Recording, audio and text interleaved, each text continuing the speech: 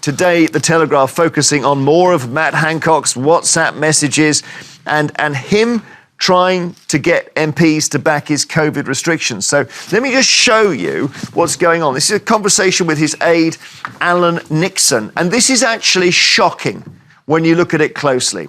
So they're talking here about an MP called James Daly, and Alan Nixon is worried that James Daly, who's a Conservative MP, isn't going to back the new restrictions.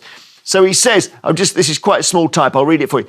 I think we need to dangle our top asks over some of these 2019 intake MPs. Thoughts on me suggesting that they give us a list of the ones thinking of rebelling. So, for example, James wants his learning disability hub in Bury.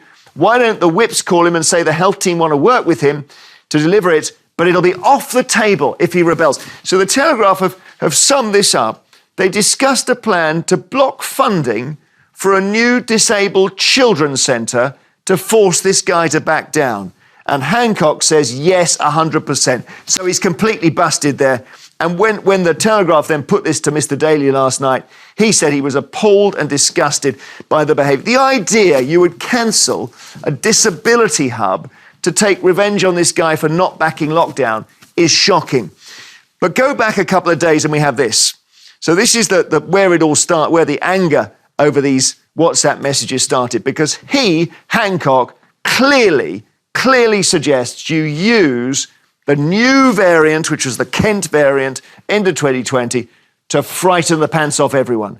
He says, we've got to frighten the pants off everyone with a new strain. When do we deploy the new variant? Almost like it's a deliberate calculation. And I want to bring in somebody, friend of the show, Graham Taylor, who took the lockdown rules very seriously. And last night you got in touch, Graham, and you said you were absolutely disgusted.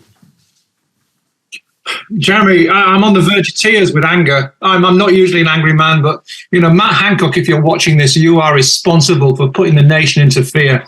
I did everything you asked for. I took your jabs. I stayed in at home. I didn't go to the pub. I stopped my family life. The kids didn't go to school. Their education suffered. And you've done this. It's a psychological operation against the people of this country. Jeremy, I'm just appalled. I've always supported the government. I, as a police officer, I was always told to obey orders, and I did. I've done everything in life to do what the government wanted, and now I don't trust them. And the conspiracy theories of 2020 are all turning out to be true. And for Matt Hancock to say something like he will block funding for children, it's just immoral, and the man should be put before the bar in Parliament, and if not prosecuted, because this is horrendous. It goes deeper and deeper. And what will more revelations show as time and history, turns on? What happened in that time? I lost 2 years of my life, and I am very, very angry, Jeremy. So had he not done his psychological operation, as you describe it, you might not have gone into the deep lockdown you went into. Is that right? We wouldn't. We sat in fear when Boris Johnson came on the television and in his Churchillian speech, said what we all had to do to save the NHS. And the NHS have been good for me. They saved my life on more than one occasion.